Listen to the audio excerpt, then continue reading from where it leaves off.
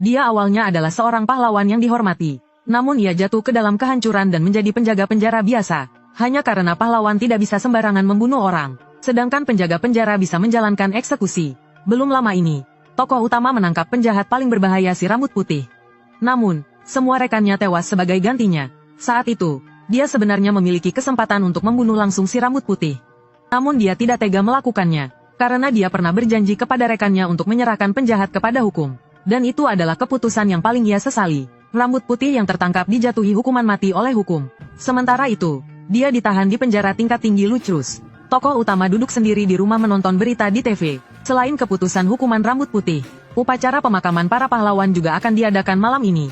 Tokoh utama dengan wajah suram mendengarkan berita itu. Saat itu, seseorang datang dan mematikan TV. Orang itu adalah kakaknya. Dia seorang penjaga penjara. Tokoh utama memandang kakaknya, menyesali bahwa dia tidak membunuh rambut putih dengan tangannya sendiri. Namun kakaknya menasihatinya untuk mendengarkan saran teman-temannya. Kata-kata teman-temannya masih terngiang di telinganya.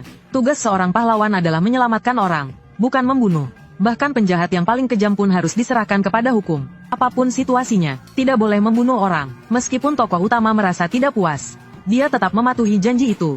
Kakaknya juga percaya bahwa penjahat harus diadili oleh hukum dan dieksekusi oleh penjaga penjara. Akhirnya, kakaknya memberitahu dia, rambut putih akan dieksekusi minggu depan.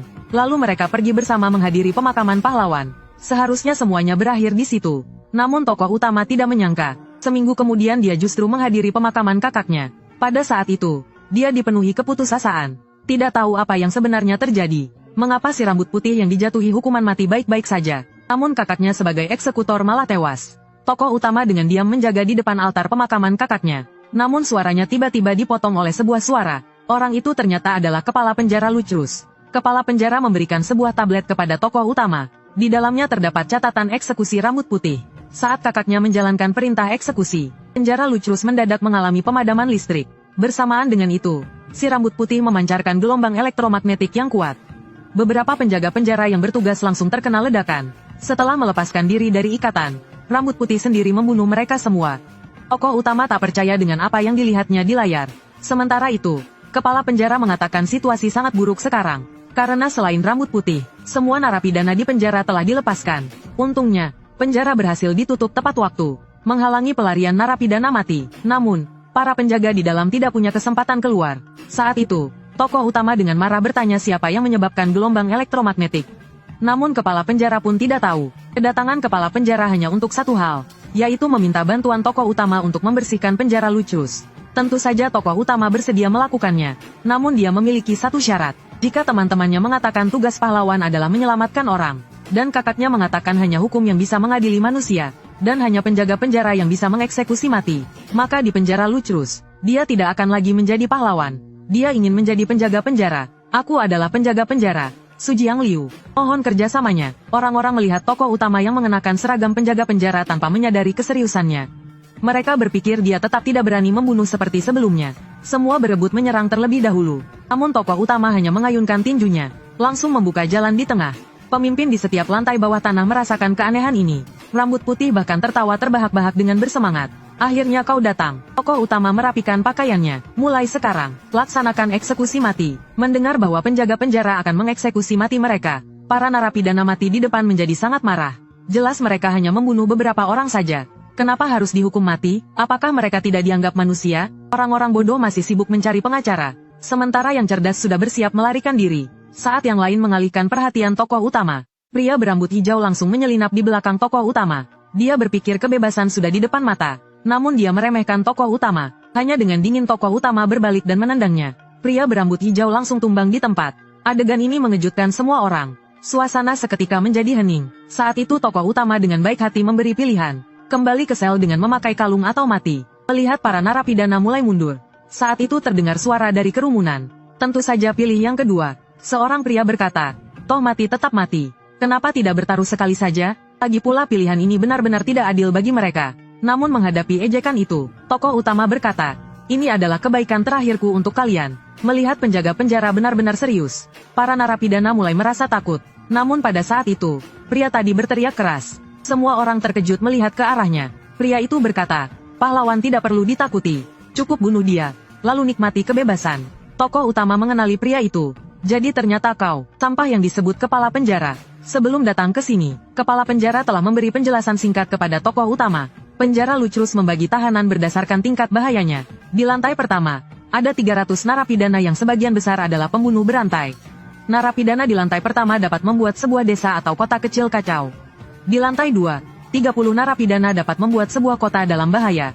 Di lantai 3, 10 narapidana dapat membuat sebuah negara dalam bahaya.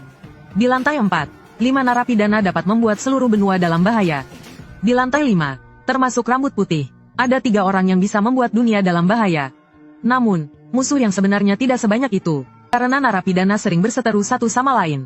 Jika punya kesempatan, mereka akan menikam satu sama lain. Namun, di lantai 1, mereka bersatu di bawah satu orang.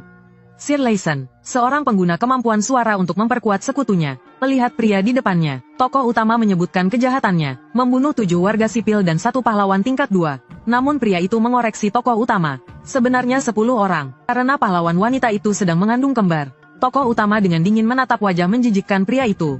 Jika begitu, mari kita lebih serius. Tokoh utama memanggil kepala penjara, bertanya apakah penjara ini cukup kuat. Mendapatkan jawaban yang yakin dari kepala penjara, tokoh utama merasa tenang, sepertinya tidak perlu menahan kekuatannya. Namun pria itu mengira tokoh utama hanya menggertak. Lagi pula dibandingkan pahlawan lainnya, tokoh utama tidak memiliki nama besar. Mereka mengira tokoh utama menangkap rambut putih dengan mengorbankan rekannya. Oleh karena itu, mereka semakin sombong. Dengan aktivasi kekuatan Sir Layson, semua narapidana mendapatkan peningkatan kekuatan. Mereka dengan liar menyerang tokoh utama. Namun, tokoh utama hanya menendang sekali. Barisan depan langsung terpental. Selanjutnya, tokoh utama mulai serius. Dengan satu pukulan dia menghantam. Semua narapidana terpencar seperti bunga. Saat tokoh utama mendarat, di belakangnya hanya tersisa mayat. Eksekusi mati di lantai 1 selesai. Selanjutnya tinggal sel-sel pribadi. Tokoh utama sudah kehilangan hitungan berapa banyak orang yang dia bunuh. Jika ada yang lolos, dia memberikan pilihan. Apakah mengenakan kalung atau mati? Namun, sejauh ini tidak ada yang memilih kalung. Biasanya mereka menyerang dan langsung terbunuh. Ada juga beberapa yang berpura-pura pintar. Berpura-pura menyerah dan setuju mengenakan kalung, berharap membuat tokoh utama lengah.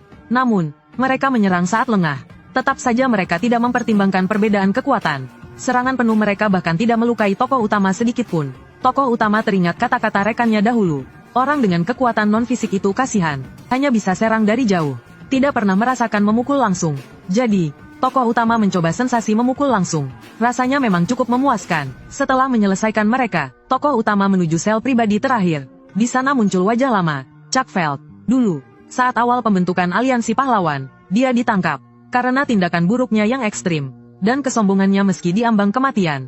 Tokoh utama dulu ingin membunuhnya, namun dihentikan oleh kaptennya yang baik hati. Saat itu tokoh utama tidak puas, tapi terpaksa pergi. Kini melihat pria itu lagi, tokoh utama masih memberikan pilihan. Hasilnya tentu bisa ditebak. Melihat itu, tokoh utama tidak berkata lagi. Dia bergerak secepat kilat. Namun, pria itu tidak mati. Ternyata bayangan itu hanya ilusi. Feld mulai berbicara. Alasannya suka membunuh orang adalah agar dirinya tetap hidup dalam ingatan mereka. Bahkan jika mereka mati, dia tidak akan dilupakan. Meninggalkan bayangan dirinya di mata mereka adalah kekuatannya. Dia ingat setiap orang, dan dapat memunculkan mereka kembali. Saat dia hendak mewujudkan salah satu korban, lengannya terlepas dari tubuhnya. Tokoh utama dengan tenang melihatnya. Tidak heran dia mendapatkan sel pribadi. Mulutnya benar-benar banyak bicara. Namun, tampaknya dia tidak bisa menghindari seranganku.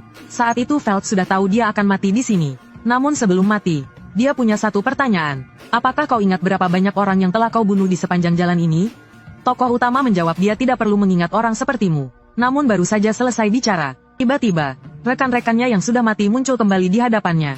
Pahlawan wanita berambut merah muda kembali menasihatinya untuk tidak membunuh. Melihat ini, Feld berpikir dia bisa selamat. Namun tidak tahu bahwa ini justru membuat tokoh utama semakin marah. Keyakinan tidak boleh membunuh itu yang akhirnya membuat kakakku mati. Tokoh utama tanpa ragu memotong mereka menjadi 2. Wajah tokoh utama menjadi semakin suram. Apalagi yang kau punya? Feld tidak menyangka tokoh utama begitu kejam bahkan terhadap bayangan rekan lamanya. Namun tokoh utama dengan dingin berkata, itu hanya ilusi, kan? Feld dengan mata terbelalak penuh ketakutan. Di detik berikutnya, dia pun terbelah menjadi 2. Tokoh utama dengan dingin mengatakan bahwa dia bukan pahlawan, melainkan penjaga penjara. Feld yang hampir mati melihat punggung tokoh utama. Kau bukan penjaga penjara, kau hanya monster biasa. Di luar penjara saat itu, 3 orang sedang mengamati semuanya. Melihat tindakan tokoh utama di dalam, seorang gadis tampak sangat gembira. Dia adalah suami yang aku cari. Sebelum pria itu sempat bereaksi, dia langsung dibelah dua. Baru saja tokoh utama menyelesaikan semua penjahat di lantai pertama. Kepala penjara datang untuk menanyakan kondisinya, dan bertanya apakah dia perlu istirahat. Namun tokoh utama menjawab tidak. Dia meminta kepala penjara membuka pintu. Kepala penjara tidak membantah lagi. Namun sebelum itu, dia meminta satu hal pada tokoh utama. Tolong selamatkan penjaga yang masih hidup di bawah. Tokoh utama bertanya berapa banyak yang masih hidup di setiap lantai. Namun kepala penjara tidak tahu pasti. Karena dari lantai bawah tanah pertama, perangkat komunikasi telah rusak. Hanya lantai 5 yang masih utuh. Seolah-olah orang di dalam ingin seseorang melihatnya. Setelah mendengar ini, tokoh utama meminta pintu dibuka. Dengan perintah kepala penjara, pintu baja perlahan terbuka ke kedua sisi. Saat itu kepala penjara memperingatkan tokoh utama untuk berhati-hati. Karena perbedaan antara lantai bawah tanah dan lantai pertama seperti langit dan bumi. Begitu pintu terbuka sedikit, tokoh utama langsung menjadi serius. Karena ada penyergapan yang sudah disiapkan di belakang pintu. Serangan brutal langsung diluncurkan tanpa ampun. Berbagai kekuatan dilepaskan dengan liar. Melihat ini, kepala penjara terkejut dan ketakutan. Dia berteriak memanggil tokoh utama. Namun, detik berikutnya seorang narapidana langsung muncul di depannya. Dan langsung mencengkeram lehernya dan mengangkatnya tinggi-tinggi. Jadi kau kepala penjara di sini? Ini sungguh luar biasa. Menangkap ikan besar. Melihat tubuh kepala penjara yang terkulai, narapidana memanggil teman-temannya. Ini kepala penjara di sini. Ayo antre untuk aksi kalian. Sikapnya benar-benar sombong. Namun, begitu dia melihat ke belakangnya, dia langsung terdiam di tempat. Karena dalam sekejap, pemandangan di sekitarnya sudah berubah menjadi kehancuran. Dia mengangkat pandangan tidak percaya. Hanya untuk melihat tokoh utama sudah melompat di atas kepalanya. Dengan satu pukulan keras, tokoh utama menghantamnya, melempar kepala penjara jauh ke udara, dan tubuh pria itu sudah berserakan di mana-mana. Tokoh utama berdiri tinggi, melihat kepala penjara yang terkapar. Jangan ikuti aku lebih jauh, ini terlalu berbahaya. Kepala penjara dengan tergagap menjawab, aku mengerti. Melihat tokoh utama hendak pergi, kepala penjara memanggilnya lagi. Dia memiliki satu hal terakhir untuk dikatakan. Tahanan Fumu yang ditangkap pahlawan Tome ada di sel pribadi lantai pertama. Mendengar ini, tokoh utama berkata bahwa dia tahu. Lalu dia dengan dingin berbalik dan pergi. Saat ini, di sel pribadi lantai bawah tanah, semua tahanan yang tersisa berkumpul di sana. Mendengar ledakan keras dari luar, mereka hanya bisa berdoa agar teman mereka berhasil. Namun, harapan mereka segera dihancurkan dengan kejam. Wanita itu adalah mantan pahlawan Fumu, yang memiliki catatan membunuh 28 pahlawan. Dia sama sekali tidak menghargai orang-orang bodoh ini. Sikap sombongnya segera membuat seorang pria besar marah. Kau ingin mati, namun wanita itu tampaknya mendengar lelucon. Sejumlah sampah, apakah kalian pernah membunuh pengguna kekuatan? Pria itu semakin marah. Dia mengaktifkan kekuatannya, tubuhnya memancarkan aura kekuatan. Namun, seperti yang dikatakan, gagah hanya 3 detik. Dalam sekejap dia terbelah menjadi 2. Wanita itu sudah berubah penampilan.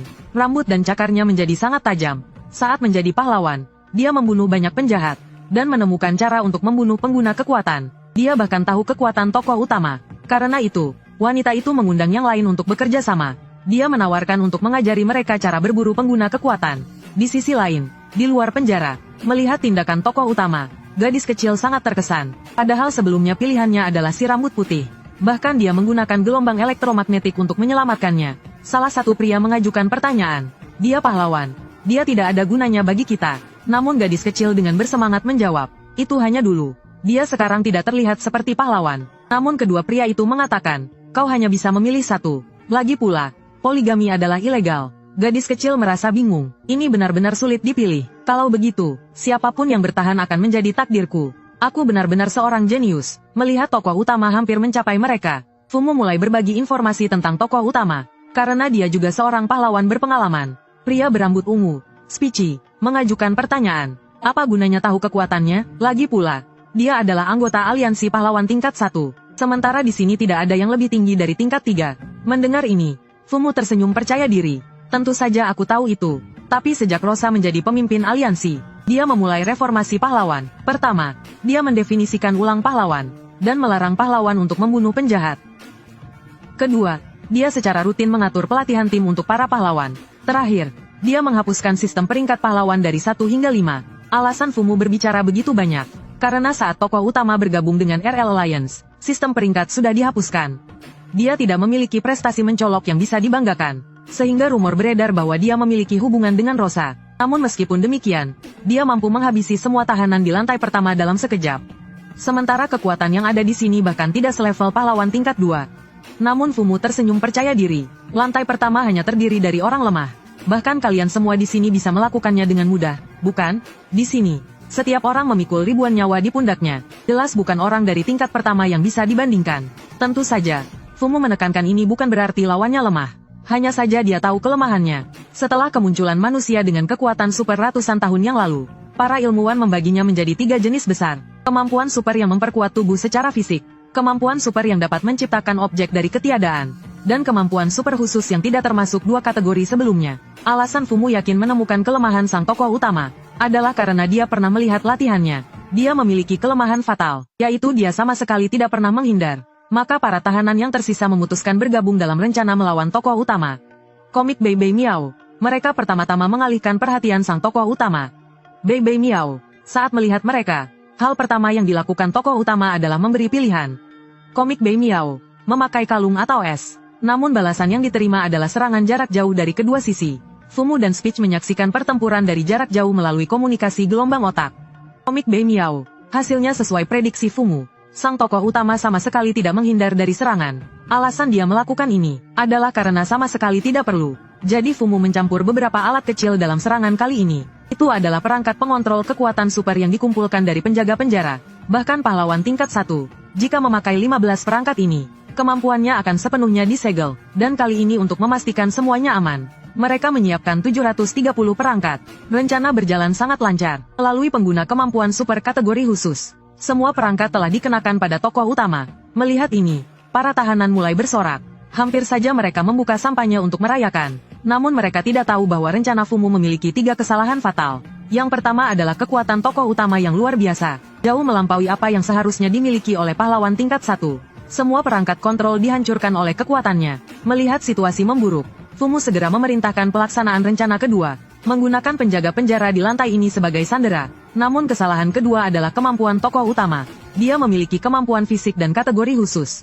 Dengan satu gerakan jari, kilat hitam memenuhi langit. Para tahanan langsung kalah, sedangkan penjaga penjara tidak terluka sama sekali. Kontrol yang sangat presisi. Melihat situasi semakin buruk, orang-orang yang selamat di lantai atas memohon untuk memakai kalung demi menyelamatkan nyawa mereka. Namun kesalahan ketiga adalah, tokoh utama tidak akan memberi mereka kesempatan kedua. Pada titik ini, kecuali 2 orang di belakang, semua orang di lantai ini telah dihukum SX. Speech pada saat ini benar-benar ketakutan setengah mati. Dia pun dengan marah mempertanyakan Fumu di sebelahnya. Ini sama sekali tidak seperti yang dijanjikan. Pria itu mengeluh terus-menerus. Sementara Fumu mulai meragukan kehidupannya. Bagaimana mungkin 30 perangkat itu tidak berguna sama sekali? Mendengar keributan yang tidak ada habisnya di sebelahnya, Fumu akhirnya tidak bisa menahan diri dan meledak. Dia dengan marah berubah wujud. Dengan satu cakaran, dia menghabisi pria itu. Benda apa ini? Berani-beraninya kau berteriak padaku. Setelah melampiaskan amarahnya, dia masih belum tenang. Kalau kau begitu hebat, kenapa kau tidak bertarung di garis depan? Apakah ini masuk akal? Ini benar-benar tidak masuk akal. Tiba-tiba terdengar suara dari belakangnya. Dia menoleh dan melihat, penjaga penjara yang sebelumnya dia gunakan sebagai bantalan mencoba melarikan diri diam-diam. Kau mencari jalan menuju SX sendiri. Menyadari dirinya telah ditemukan, penjaga penjara itu menangis ketakutan dan berteriak minta tolong. Namun Fumu memandangnya dengan dingin. Dia perlahan mengangkat cakarnya, namun, pada saat berikutnya, cakarnya terlepas dari tubuhnya. Fumu tidak percaya ketika melihat lengannya yang terputus. Dia perlahan menoleh untuk melihat tokoh utama yang muncul di belakangnya. Dia tidak lagi peduli pada penjaga penjara yang melarikan diri. Saat ini, tokoh utama memandangnya dengan dingin. Hero Fumu, tidak ada SX bagi Fumu pelaku kriminal. Apakah ada hal terakhir yang ingin kau katakan? Fumu, sambil menahan lengannya yang terputus, tertawa terbahak-bahak. Ini benar-benar sudah berakhir, hanya karena adiknya merasa kakaknya seperti seorang pahlawan yang dapat diandalkan. Kakaknya pun memulai jalan menjadi seorang pahlawan. Namun, hal pertama yang dilakukan adiknya setelah dia bangkit, adalah mengirim kakaknya ke penjara SX dengan tangannya sendiri. Dulu, Fumu bangga karena adiknya bergantung padanya. Namun setelah dia benar-benar menjadi pahlawan, dia menemukan bahwa profesi pahlawan sangat beracun. Beberapa pahlawan, demi mengalahkan penjahat, tidak memedulikan keselamatan warga sipil sama sekali. Untuk mengatasi kekacauan ini, setelah Rosa menjadi pemimpin aliansi, dia melarang pahlawan membunuh. Namun, Fumu mungkin sudah memiliki masalah kepribadian sejak awal. Menyaksikan kekerasan tanpa pelampiasan apapun, kepribadiannya perlahan-lahan menjadi bengkok. Fumu terus beraktivitas sebagai pahlawan, hingga pada suatu misi, dia tidak sengaja membunuh penjahat. Pertama kalinya Fumu membunuh, dia merasa tidak nyaman. Namun, dia segera menyadari bahwa perasaan itu sangat memikat. Untuk pertama kalinya dalam hidup, dia merasa terbuai. Pada momen itu, dia menangis penuh emosi. Ternyata begitu menyenangkan. Sejak itu, Fumu memulai mode pembantaian. hal yang paling dia nikmati adalah membunuh pahlawan yang lebih lemah darinya. Karena ekspresi pengkhianatan yang mendalam dari mereka, membuat Fumu merasa benar-benar tergila-gila. Namun, rahasia tidak akan selamanya tersembunyi. Bau darah yang tidak bisa dia sembunyikan menarik kecurigaan adiknya. Adiknya diam-diam mengikuti kakaknya keluar rumah. Dan dia melihat sisi kakaknya yang tidak diketahui siapapun. Pada saat itu, dia menatap semuanya dengan tidak percaya. Fumu, yang menyadari keberadaan adiknya, juga terlihat panik. Sudah kubilang jangan keluar malam, kan? Menyadari rahasianya telah terbongkar. Fumu memutuskan untuk tidak peduli lagi. Apakah kau ingin ikut? Adiknya terbelalak dengan tidak percaya. Apa yang kau katakan? Melihat adiknya menolak, Fumu tidak memaksa. Kalau begitu, aku akan melakukannya sendiri. Namun, pada saat itu, adiknya berteriak, jangan. Dengan teriakan adiknya, Fumu terkejut melihat rantai yang mengikat lengannya. Pada momen itu, kekuatan adiknya, Tome, terbangkitkan. Dan sebagai pahlawan, tindakan pertama Tome adalah menangkap kakaknya. Sejak saat itu, adiknya, Tome, menjadi pahlawan. Sementara kakaknya, Fumu, menjadi buronan. Pada akhirnya, Fumu sang kriminal jatuh ke tangan adiknya sendiri. Meskipun telah ditangkap, Fumu tetap tersenyum dan berkata, kenapa sekarang bahkan tidak mau memanggilku kakak lagi? Namun, Tome menatapnya dengan dingin. Aku tidak memiliki kakak seperti kamu. Benarkah? Itu sungguh disayangkan. Adegan beralih ke masa sekarang. Fumu tahu dirinya sudah tidak punya harapan. Saat ini, dia hanya ingin menanyakan beberapa pertanyaan. Dengar-dengar semua pahlawan dalam aliansi Rosa telah tewas. Tokoh utama mengangguk mengkonfirmasi. Kemudian dia menanyakan hal yang paling dia pedulikan. Apakah itu berarti pahlawan Tome juga tewas? Tokoh utama terdiam. Dan itu adalah jawaban terbaik. Fumu menarik napas dalam-dalam untuk menenangkan dirinya. Begitu. Jadi dia telah tewas. Aku sudah sering memperingatkan dia untuk tidak menjadi pahlawan. Adikku yang bodoh. Terakhir, dia ingin tahu apakah adiknya menderita saat tewas. Tokoh utama mengingat saat terakhir melihatnya. Pada detik-detik terakhir hidupnya, Tome terus memanggil. Sakit tolong aku, kakak. Komik Bei Miao. Maka dia berkata kepada Fumu, hati Bei Miao, adikmu terus memanggil namamu saat dia tewas. Komik Bei Miao. Mendengar ini, Fumu tampak menyesal. Komik Bei Miao. Andai aku tidak mendengarnya. Komik Bei Miao. Karena ini membuatku sangat tidak nyaman. Fumu, yang sebelumnya telah menyerah, kini mulai berubah wujud kembali komik Miao. Pada saat itu, mungkin dia hanya ingin melepaskan amarahnya pada tokoh utama komik Bei Miao. Meskipun dia tahu dirinya akan tewas komik Bei Miao. Namun kenyataan selalu kejam komik Bei Miao. Meski melampaui batasnya sendiri, komik Bei Miao, di depan tokoh utama, dia tetap tidak berdaya komik Bei Miao. Hanya dengan satu tendangan, dia terlempar dengan mudah komik Bei Miao. Komik Bei Miao, jangan meremehkan kekuatan kebencian. Komik Bei Miao. Fumu segera menyerang lagi, namun tetap saja tidak ada gunanya. Tokoh utama memukulnya dengan satu tinju lurus. Fumu, yang terkena pukulan itu langsung memuntahkan darah. Mode perubahan wujudnya langsung terhenti. Dia menatap pria di depannya dengan enggan. Tokoh utama, yang berdiri di atasnya, berbicara dengan dingin. Bahkan untuk penjahat SX, membunuh keluarga rekanku tetap tidak nyaman. Mendengar ini, Fumu merasa ada harapan. Dia dengan rendah hati memohon agar dimaafkan. Namun, tokoh utama tidak menunjukkan belas kasihan. Bagaimana dengan orang-orang yang memohon belas kasihan padamu dulu? Selesai berkata, terlihat tokoh utama mengepalkan tinjunya. Kilatan hitam menyelimutinya. Fumu, dalam momen terakhirnya, hanya berkata dua kata kepada tokoh utama. Sialan, lalu suara ledakan bergema di seluruh penjara. Eksekusi kriminal SX. Fumu, selesai. Kakek tua itu hanya ingin berbincang dengan anak muda. Namun penjara yang diklaim tak terkalahkan itu langsung memiliki lubang besar. Baru saja merasakan getaran yang datang dari atas. Si rambut putih tidak bisa lagi menahan kegelisahannya. Meskipun wanita di belakangnya juga seorang tahanan tingkat 5. Dia tidak memberikan perlawanan sama sekali terhadap tantangan si rambut putih. Karena itu, si rambut putih merasa bosan. Dia merasa orang lain lebih menarik. Sekarang dia ingin naik untuk menghadapi tokoh utama. Namun di detik berikutnya, sebuah kekuatan besar tiba-tiba menghantamnya dari kejauhan. Si rambut putih langsung terlempar ke kejauhan. Tentu saja, serangan ini tidak menyebabkan cedera apapun. Hanya saja dia terkejut karenanya. Saat ini, sebuah bayangan perlahan mendekati si rambut putih. Bocah kecil, apakah kau bosan? Kakek datang untuk bermain denganmu. Merasa tekanan luar biasa dari orang di depannya. Si rambut putih akhirnya merasa tertarik. Benar-benar kakek yang menakutkan. Namun sang kakek tetap terlihat ramah. Apa yang menakutkan? Aku adalah kakek yang baik hati dan suka anak-anak.